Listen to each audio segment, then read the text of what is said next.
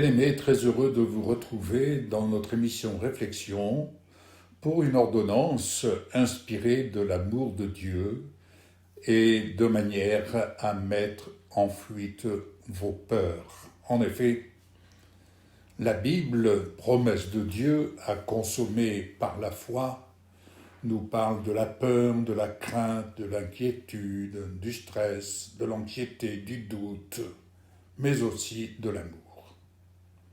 Et il nous est dit dans sa parole, en effet, ce n'est pas un esprit de timidité que Dieu nous a donné, mais un esprit de force, d'amour et de sagesse. C'est ce qui nous est dit dans 2 Timothée 1,7.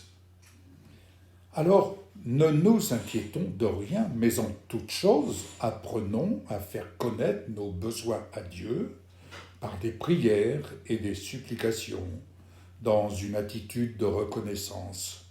Reconnaissance du tout accompli à la croix, reconnaissance que nous avons tout pleinement en lui et qu'il est notre remède à tous les maux que nous pouvons rencontrer. Philippiens 4, verset 6. Et d'ailleurs, en confessant la parole, en nous appropriant ses promesses, la paix de Dieu qui dépasse tout ce que l'on peut comprendre, gardera notre cœur et nos pensées en Jésus-Christ. C'est ce que Paul nous explique dans Philippiens 4, verset 7. Alors, il n'y a pas de peur dans l'amour, dans la perfection de l'amour. Au contraire, cet amour parfait que Dieu nous offre de vivre en Jésus chasse la peur. Pourquoi ? Parce que la peur implique une punition. Et Dieu n'est pas celui qui punit, il est celui qui corrige. Car celui qui éprouve de la peur n'est pas parfait dans l'amour.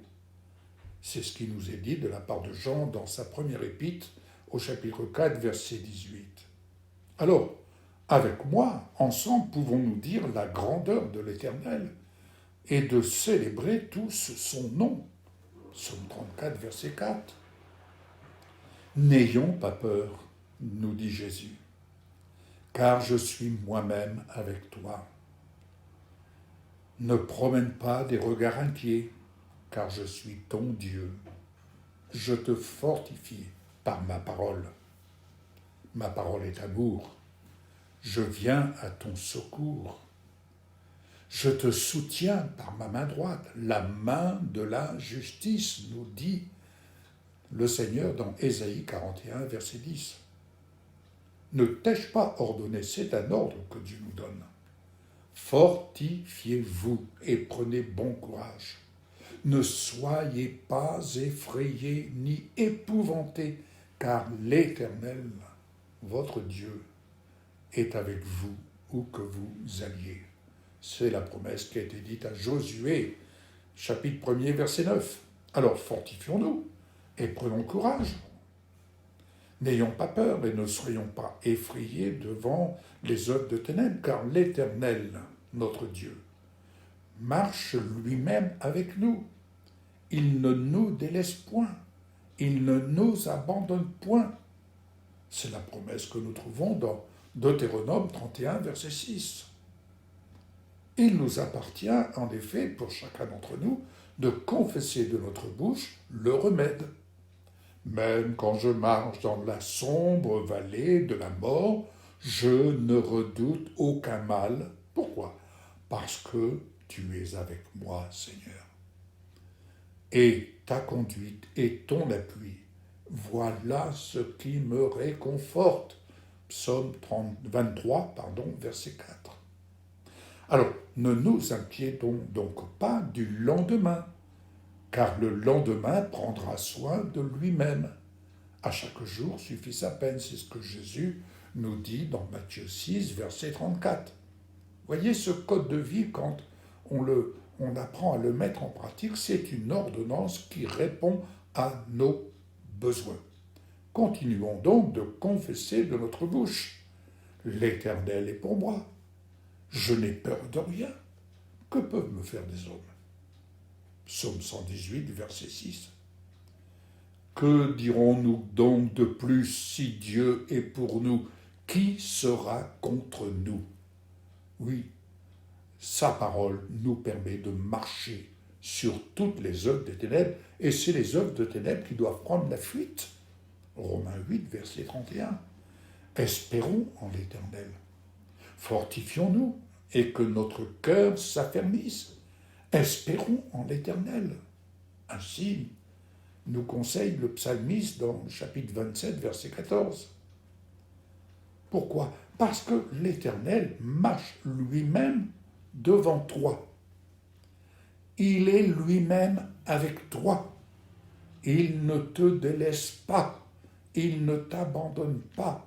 N'aie pas peur et ne te laisse pas effrayer. Qui veut nous effrayer? Qui veut nous faire peur? Ne nous laissons pas effrayer par le père du mensonge. Deutéronome 31, verset 8. Et encore une fois, que ce livre de la loi ne s'éloigne point de toi, mais médite-le jour et nuit, rumine-le, pour agir avec fidélité conformément à tout ce qui est écrit. C'est important de parler les promesses de Dieu, car c'est alors que tu auras et que nous aurons du succès pour chacun d'entre nous dans ce que nous entreprendrons. Et nous réussirons. La promesse de Dieu est donnée à Josué, chapitre 1er, verset 8. Bien-aimés, si nous parlons les promesses du Seigneur, que nos prières visent à exprimer de notre bouche, et n'oublions pas que c'est de l'abondance du cœur que la bouche parle, mais si nous nous exerçons à prier en proclamant là où nous sommes assis en Jésus-Christ, en proclamant depuis en haut, sur les œuvres de ténèbres, la parole de Dieu qui est justice, car elle seule est justice. Notre justice, devant l'adversaire, ne fait rien. C'est la parole de Dieu qui est notre justice. Et cette parole, nous y avons accès. Et plus nous exerçons notre foi à parler la parole, les œuvres des ténèbres reculent devant la parole, car Jésus a dit « Mes paroles sont esprit et vie ». Alors, devant la parole, personne ne peut nous résister tant que nous vivrons sur cette terre. Et la promesse nous est donnée de la part du Seigneur, je suis avec toi comme j'ai été avec Moïse. Je ne te délaisse pas, je ne t'abandonne pas.